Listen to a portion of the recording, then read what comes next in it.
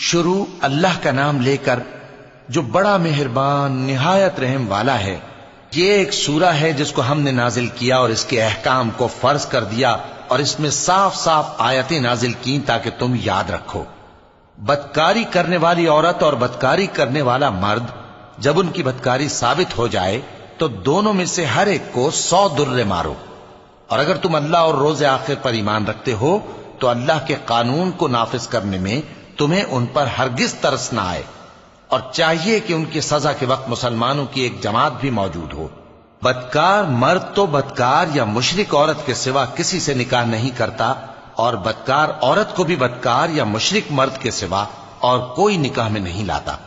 اور یہ یعنی بدکار عورت سے نکاح کرنا مومنوں پر حرام ہے۔ اور جو لوگ پرہیزگار عورتوں کو بدکاری کا عیب لگائیں اور اس پر 4 گواہ نہ لائیں تو ان کو 80 درے مارو، اور کبھی ان کی شہادت قبول نہ کرو، اور یہی بد کردار ہیں۔ ہاں، جو اس کے بعد توبہ کر لیں اور اپنی حالت سنوار لیں تو اللہ بھی بخشنے والا ہے، مہربان ہے۔ اور جو لوگ اپنی بیویوں پر بدکاری کی تہمت لگائیں اور خود ان کے سوا اور گواہ نہ ہوں تو ہر ایک کی شہادت یہ ہے کہ پہلے تو 4 بار اللہ کی قسم کھائے کہ بے شک وہ سچا ہے، اور 5ویں بار یہ کہے کہ اگر وہ جھوٹا ہو تو اس پر اللہ کی لعنت۔ اور عورت سے سزا کو یہ بات ٹال سکتی ہے کہ وہ پہلے 4 بار اللہ کی قسم کھائے کہ بے شک یہ جھوٹا ہے، اور 5ویں دفعہ یوں کہے کہ اگر یہ سچا ہو تو مجھ پر اللہ کا غضب نازل ہو۔ اور اگر تم پر اللہ کا فضل اور اس کی مہربانی نہ ہوتی تو بہت سی خرابیاں پیدا ہو جاتی۔ اور یہ کہ اللہ توبہ قبول کرنے والا ہے، حکیم ہے۔ جن لوگوں نے یہ بہتان باندھا ہے وہ تمہیں میں سے ایک جماعت ہے، اس کو اپنے حق میں برا نہ سمجھنا، بلکہ وہ تمہارے لیے اچھا ہے۔ ان میں سے جس شخص نے گناہ کا جتنا حصہ لیا اس کے لیے اتنا وبال ہے، اور جس نے ان میں سے اس بہتان کا بڑا بوجھ اٹھایا ہے اس کو بڑا عذاب ہوگا۔ جب تم نے وہ بات سنی تھی تو مومن مردوں اور عورتوں نے کیوں اپنے دلوں میں نیک گمان نہ کیا، اور کیوں نہ کہہ دیا کہ یہ کھلم کھلا بہتان ہے؟ یہ بہتان لگانے والے اپنی بات کی تصدیق کے لیے 4 گواہ کیوں نہ لائے؟ تو جب یہ گواہ نہیں لا سکے تو اللہ کے نزدیک یہی جھوٹے ہیں۔ اور اگر دنیا اور آخرت میں تم پر اللہ کا فضل اور اس کی رحمت نہ ہوتی تو جس شغل میں تم منہمک تھے اس کی وجہ سے تم پر بڑا سخت عذاب نازل ہوتا، جب تم اپنی زبانوں سے اس کا ایک دوسرے سے ذکر کرتے تھے اور اپنے منہ سے ایسی بات کہتے تھے جس کا تم کو کچھ بھی علم نہ تھا، اور تم اسے ایک ہلکی بات سمجھتے تھے، حالانکہ اللہ کے نزدیک وہ بڑی بھاری بات تھی۔ اور جب تم نے اسے سنا تھا تو کیوں نہ کہہ دیا کہ ہمیں شایع نہیں کہ ایسی بات زبان پر لائیں؟ پروردگار تو پاک ہے، یہ تو بہت بڑا بہتان ہے۔ اللہ تمہیں نصیحت کرتا ہے کہ اگر مومن ہو تو پھر کبھی ایسا کام نہ کرنا، اور اللہ تمہارے سمجھانے کے لیے اپنی آیتیں کھول کھول کر بیان فرماتا ہے، اور اللہ جاننے والا ہے، حکمت والا ہے۔ جو لوگ اس بات کو پسند کرتے ہیں کہ مومنوں میں بے حیائی یعنی تہمت بدکاری کی خبر پھیلے، ان کو دنیا اور آخرت میں دکھ دینے والا عذاب ہوگا، اور اللہ جانتا ہے اور تم نہیں جانتے۔ اور اگر تم پر اللہ کا فضل اور اس کی رحمت نہ ہوتی تو کیا کچھ نہ ہوتا، مگر وہ کریم ہے،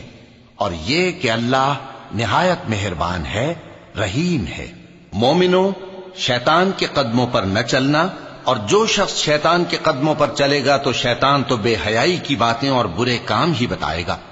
اور اگر تم پر اللہ کا فضل اور اس کی مہربانی نہ ہوتی تو ایک شخص بھی تم میں پاک نہ ہو سکتا، مگر اللہ جس کو چاہتا ہے پاک کر دیتا ہے، اور اللہ سننے والا ہے، جاننے والا ہے۔ اور جو لوگ تم میں صاحب فضل اور صاحب مال ہیں وہ اس بات کی قسم نہ کھائیں کہ رشتہ داروں اور محتاجوں اور وطن چھوڑ جانے والوں کو کچھ نہیں دیں گے، اور ان کو چاہیے کہ معاف کر دیں اور درگزر کریں۔ کیا تم پسند نہیں کرتے کہ اللہ تم کو بخش دے؟ اور اللہ تو بخشنے والا ہے، مہربان ہے۔ جو لوگ پرہیزگار اور برے کاموں سے بے خبر اور ایماندار عورتوں پر بدکاری کی تہمت لگاتے ہیں ان پر دنیا اور آخرت دونوں میں لعنت ہے، اور ان کو سخت عذاب ہوگا، یعنی قیامت کے روز جس دن ان کی زبانیں اور ہاتھ اور پاؤں سب ان کے کاموں کی گواہی دیں گے۔ اس دن اللہ ان کو ان کے اعمال کا پورا پورا اور ٹھیک ٹھیک بدلہ دے گا، اور ان کو معلوم ہو جائے گا کہ اللہ برحق اور حق کو ظاہر کرنے والا ہے۔ ناپاک عورتیں ناپاک مردوں کے لیے ہیں، اور ناپاک مرد ناپاک عورتوں کے لیے، اور پاک عورتیں پاک مردوں کے لیے ہیں، اور پاک مرد پاک عورتوں کے لیے۔ یہ پاک لوگ ان جھوٹوں کی باتوں سے بری ہیں، اور ان کے لیے بخشش اور نیک روزی ہے۔ مومنوں، اپنے گھروں کے سوا دوسرے لوگوں کے گھروں میں گھر والوں سے اجازت لیے اور ان کو سلام کیے بغیر داخل نہ ہوا کرو،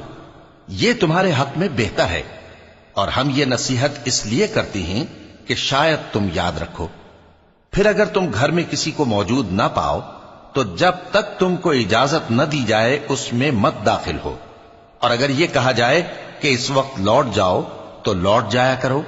یہ تمہارے لیے بڑی پاکیزگی کی بات ہے، اور جو کام تم کرتے ہو اللہ سب جانتا ہے۔ ہاں، اگر تم کسی ایسے مکان میں جاؤ جس میں کوئی نہ بستا ہو اور اس میں تمہارا اسباب رکھا ہو تو تم پر کچھ گناہ نہیں، اور جو کچھ تم ظاہر کرتے ہو اور جو پوشیدہ کرتے ہو اللہ کو سب معلوم ہے۔ مومن مردوں سے کہہ دو کہ اپنی نظریں نیچی رکھا کریں اور اپنی شرمگاہوں کی حفاظت کیا کریں، یہ ان کے لیے بڑی پاکیزگی کی بات ہے، اور جو کام یہ کرتے ہیں اللہ ان سے خبردار ہے۔ اور مومن عورتوں سے کہہ دو کہ وہ بھی اپنی نگاہیں نیچی رکھا کریں اور اپنی شرمگاہوں کی حفاظت کیا کریں، اور اپنی آرائش یعنی زیور کے مقامات کو ظاہر نہ ہونے دیا کریں مگر جو اس میں سے کھلا رہتا ہو، اور اپنے سینوں پر اوڑھنیاں اوڑھے رہا کریں، اور اپنے خاوند اور باپ اور خسر اور بیٹوں اور خاوند کے بیٹوں اور بھائیوں اور بھتیجوں اور بھانجوں اور اپنی جیسی مومن عورتوں اور لونڈی غلاموں کے سوا نیز ان خدام کے جو عورتوں کی خواہش نہ رکھیں، یا ایسے لڑکوں کے جو عورتوں کے پردے کی چیزوں سے واقف نہ ہوں۔ غرض ان لوگوں کے سوا کسی پر اپنی زینت اور سنگھار کے مقامات کو ظاہر نہ ہونے دیں، اور اپنے پاؤں ایسے طور سے زمین پر نہ مارے کہ جھنکار کانوں میں پہنچے اور ان کا پوشیدہ زیور معلوم ہو جائے۔ اور مومنوں، سب اللہ کے آگے توبہ کرو تاکہ فلاح پاؤ، اور اپنی قوم کی بیوہ عورتوں کے نکاح کر دیا کرو، اور اپنے غلاموں اور لونڈیوں کے بھی جو نیک ہوں نکاح کر دیا کرو۔ اگر وہ مفلس ہوں گے تو اللہ ان کو اپنے فضل سے غنی کر دے گا، اور اللہ بہت وسعت والا ہے، سب کچھ جاننے والا ہے۔ اور جن کو بیاہ کا مقدور نہ ہو وہ پاک دامنی کو اختیار کیے رہیں یہاں تک کہ اللہ ان کو اپنے فضل سے غنی کر دے۔ اور جو غلام تم سے مکاتبت یعنی مال دے کر پروانہ آزادی کی تحریر چاہیں، اگر تم ان میں صلاحیت اور نیکی پاؤ تو ان سے مکاتبت کر لو، اور اللہ نے جو مال تم کو بخشا ہے اس میں سے ان کو بھی دو۔ اور اپنی باندیوں کو اگر وہ پاک دامن رہنا چاہیں تو دنیاوی زندگی کے فوائد حاصل کرنے کے لیے بدکاری پر مجبور نہ کرنا، اور جو ان کو مجبور کرے گا تو ان بیچاریوں کے مجبور کیے جانے کے بعد اللہ بخشنے والا ہے، مہربان ہے۔ اور ہم نے تمہاری طرف روشن آیتیں نازل کی ہیں، اور جو لوگ تم سے پہلے گزر چکے ہیں ان کی خبریں اور پرہیزگاروں کے لیے نصیحت۔ اللہ آسمانوں اور زمین کا نور ہے، اس کے نور کی مثال ایسی ہے کہ گویا ایک طاق ہے جس میں ایک چراغ ہے، اور چراغ ایک قندیل میں ہے، اور قندیل ایسی صاف شفاف ہے کہ گویا موتی کا سا چمکتا ہوا تارا ہے۔ اس میں ایک مبارک درخت کا تیل جلایا جاتا ہے یعنی زیتون کا، کہ نہ مشرق کی طرف ہے نہ مغرب کی طرف۔ ایسا معلوم ہوتا ہے کہ اس کا تیل خواہ آگ اسے نہ بھی چھوئے جلنے کو تیار ہے، بڑی روشنی پر روشنی ہو رہی ہے۔ اللہ اپنے نور سے جس کو چاہتا ہے سیدھی راہ دکھاتا ہے، اور اللہ جو مثالیں بیان فرماتا ہے تو لوگوں کے سمجھانے کے لیے، اور اللہ ہر چیز سے واقف ہے۔ وہ قندیل ان گھروں میں ہے جن کے بارے میں اللہ نے ارشاد فرمایا ہے کہ بلند کیے جائیں اور وہاں اللہ کے نام کا ذکر کیا جائے، اور ان میں صبح و شام اس کی تسبیح کرتے ہیں۔ ایسے لوگ جن کو اللہ کے ذکر اور نماز پڑھنے اور زکوٰۃ دینے سے نہ سوداگری غافل کرتی ہے نہ خرید و فروخت، وہ اس دن سے جب دل خوف اور گھبراہٹ کے سبب الٹ جائیں گے اور آنکھیں اوپر چڑھ جائیں گی ڈرتے ہیں۔ تاکہ اللہ ان کو ان کے اعمال کا بہت اچھا بدلہ دے اور اپنے فضل سے زیادہ بھی عطا فرمائے. اور اللہ جس کو چاہتا ہے بے حساب رزق دیتا ہے. اور جن لوگوں نے کفر کیا ان کے اعمال کی مثال ایسی ہے جیسے میدان میں ریت کہ پیاسا اسے پانی سمجھے، یہاں تک کہ جب اس کے پاس آئے تو اسے کچھ بھی نہ پائے اور اللہ ہی کو اپنے پاس دیکھے تو وہ اسے اس کا حساب پورا پورا چکا دے، اور اللہ جلد حساب کرنے والا ہے. یا ان کے اعمال کی مثال ایسی ہے جیسے گہرے سمندر میں اندھیرے جس پر لہر چڑھی چلی آتی ہو اور اس کے اوپر اور لہر آ رہی ہو اور اس کے اوپر بادل ہو، غرض اندھیرے ہی اندھیرے ہوں، ایک پر ایک چھایا ہوا، جب اپنا ہاتھ نکالے تو کچھ نہ دیکھ سکے. اور جس کو اللہ روشنی نہ دے اس کو کہیں بھی روشنی نہیں مل سکتی.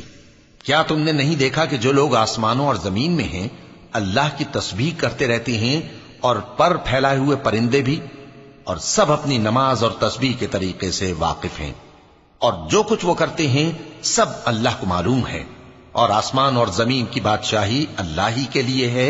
اور اللہ ہی کی طرف لوٹ کر جانا ہے. کیا تم نے نہیں دیکھا کہ اللہ ہی بادلوں کو چلاتا ہے، پھر ان کو آپس میں ملا دیتا ہے، پھر ان کو تہ بتہ کر دیتا ہے،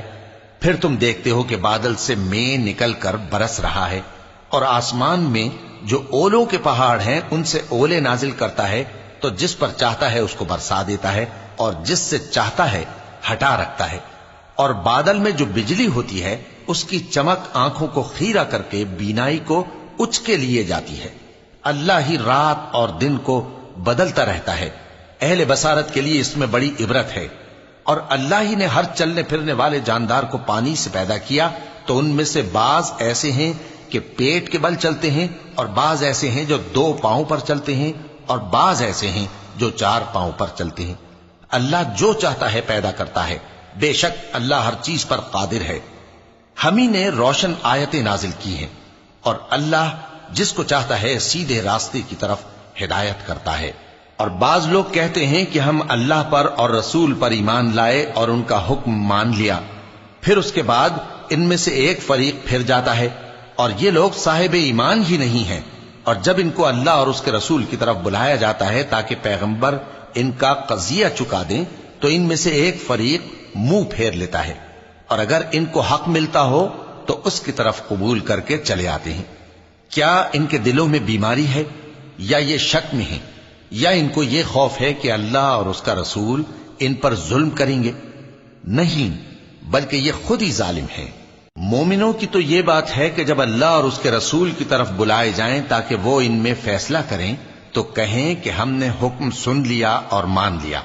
اور یہی لوگ فلاح پانے والے ہیں. اور جو شخص اللہ اور اس کے رسول کی فرما برداری کرے گا اور اس سے ڈرے گا اور اس کا تقوی اختیار کرے گا تو ایسے ہی لوگ مراد کو پہنچنے والے ہیں. اور یہ اللہ کی سخت سخت قسمیں کھاتے ہیں کہ اگر تم ان کو حکم دو تو سب گھروں سے نکل کھڑے ہوں. کہہ دو کہ قسمیں مت کھاؤ، پسندیدہ فرما برداری درکار ہے، بے شک اللہ تمہارے سب اعمال سے خبردار ہے. کہہ دو کہ اللہ کی فرما برداری کرو اور رسول کے حکم پر چلو. اگر منہ موڑو گے تو رسول پر اس چیز کا ادا کرنا ہے جو ان کے ذمے ہے، اور تم پر اس چیز کا ادا کرنا ہے جو تمہارے ذمے ہے. اور اگر تم ان کے فرمان پر چلو گے تو سیدھا رستہ پالو گے، اور رسول کے ذمے تو صاف صاف پہنچا دینا ہے. جو لوگ تم میں سے ایمان لائے اور نیک کام کرتے رہے ان سے اللہ کا وعدہ ہے کہ ان کو ملک کا حاکم بنا دے گا، جیسا ان سے پہلے لوگوں کو حاکم بنایا تھا، اور ان کے دین کو جسے اس نے ان کے لیے پسند کیا ہے مستحکم و پائیدار کرے گا، اور خوف کے بعد ان کو امن بخشے گا. وہ میری عبادت کریں گے اور میرے ساتھ کسی چیز کو شریک نہ بنائیں گے. اور جو اس کے بعد کفر کرے تو ایسے ہی لوگ بد کردار ہیں. اور نماز پڑھتے رہو اور زکات دیتے رہو اور پیغمبر کے فرمان پر چلتے رہو تاکہ تم پر رحمت کی جائے. اور ایسا خیال نہ کرنا کہ کافر لوگ ہم کو زمین میں مغلوب کر دیں گے. ان کا ٹھکانہ دوزخ ہے اور وہ بہت برا ٹھکانہ ہے. مومنوں، تمہارے باندی غلام اور جو بچے تم میں سے بلوغ کو نہیں پہنچے 3 دفعہ یعنی 3 اوقات میں تم سے اجازت لیا کریں. ایک تو نماز فجر سے پہلے، اور دوسرے گرمی کی دوپہر کو جب تم کپڑے اتار دیتے ہو، اور تیسرے عشاء کی نماز کے بعد. یہ 3 وقت تمہارے پردے کے ہیں، ان کے آگے پیچھے یعنی دوسرے وقتوں میں نہ تم پر کچھ گناہ ہے اور نہ ان پر کہ کام کاج کے لیے ایک دوسرے کے پاس آتے رہتے ہو۔ اس طرح اللہ اپنی آیتیں کھول کھول کر بیان فرماتا ہے، اور اللہ بڑا علم والا ہے، بڑا حکمت والا ہے۔ اور جب تمہارے لڑکے بالغ ہو جائیں تو ان کو بھی اسی طرح اجازت لینی چاہیے جس طرح ان سے اگلے یعنی بڑے آدمی اجازت حاصل کرتے رہے ہیں۔ اس طرح اللہ تم سے اپنی آیتیں کھول کھول کر بیان فرماتا ہے، اور اللہ جاننے والا ہے، حکمت والا ہے۔ اور بڑی عمر کی عورتیں جن کو نکاح کی توقع نہیں رہی اور وہ زائد کپڑے اتار کر سر ننگا کر لیا کریں تو ان پر کچھ گناہ نہیں، بشرطے کہ اپنی زینت کی چیزیں نہ ظاہر کریں، اور اگر اس سے بھی بچیں تو یہ ان کے حق میں بہتر ہے، اور اللہ سنتا ہے، جانتا ہے۔ نہ تو اندھے پر کچھ گناہ ہے اور نہ لنگڑے پر اور نہ بیمار پر اور نہ خود تم پر کہ اپنے گھروں سے کھانا کھاؤ یا اپنے باپ دادا کے گھروں سے یا اپنی ماؤں کے گھروں سے یا بھائیوں کے گھروں سے یا اپنی بہنوں کے گھروں سے یا اپنے چچاؤں کے گھروں سے یا اپنی پھوپھیوں کے گھروں سے یا اپنے ماموؤں کے گھروں سے یا اپنی خالاؤں کے گھروں سے یا اس گھر سے جس کی کنجیاں تمہارے ہاتھ میں ہوں یا اپنے دوستوں کے گھروں سے، اور اس کا بھی تم پر کچھ گناہ نہیں کہ سب مل کر کھانا کھاؤ یا جدا جدا۔ پھر جب گھروں میں جایا کرو تو اپنے گھر والوں کو سلام کیا کرو، یہ اللہ کی طرف سے مبارک اور پاکیزہ تحفہ ہے۔ اس طرح اللہ اپنی آیتیں کھول کھول کر بیان فرماتا ہے تاکہ تم سمجھو۔ مومن تو وہ ہیں جو اللہ پر اور اس کے رسول پر ایمان لائے، اور جب کبھی ایسے کام کے لیے جو جمع ہو کر کرنے کا ہو پیغمبر کے پاس جمع ہوں تو ان سے اجازت لیے بغیر چلے نہیں جاتے۔ اے پیغمبر، جو لوگ تم سے اجازت حاصل کرتے ہیں وہی اللہ پر اور اس کے رسول پر ایمان رکھتے ہیں، سو جب یہ لوگ تم سے کسی کام کے لیے اجازت مانگا کریں تو ان میں سے جسے چاہا کرو اجازت دے دیا کرو، اور ان کے لیے اللہ سے بخشش مانگا کرو، کچھ شک نہیں کہ اللہ بخشنے والا ہے، مہربان ہے۔ مومنو، پیغمبر کے پکارنے کو ایسا خیال نہ کرنا جیسا تم آپس میں ایک دوسرے کو پکارتے ہو، بے شک اللہ کو وہ لوگ معلوم ہیں جو تم میں سے آنکھ بچا کر کھسک جاتے ہیں۔ تو جو لوگ ان کے حکم کی مخالفت کرتے ہیں ان کو ڈرنا چاہیے کہ ایسا نہ ہو کہ ان پر کوئی آفت پڑ جائے یا تکلیف دینے والا عذاب نازل ہو۔ دیکھو، جو کچھ آسمانوں اور زمین میں ہے سب اللہ ہی کا ہے، جس طریق پر تم ہو وہ اسے جانتا ہے، اور جس روز لوگ اس کی طرف لوٹائے جائیں گے تو جو عمل وہ کرتے رہے